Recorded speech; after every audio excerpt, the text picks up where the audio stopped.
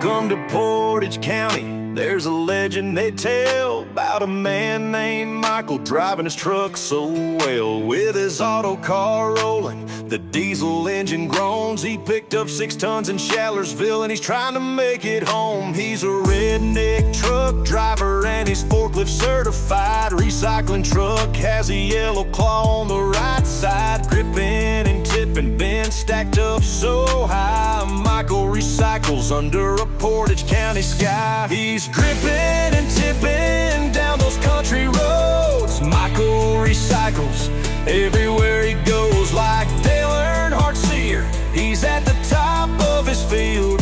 Watch the sunrise every morning from an office on 10 wheels.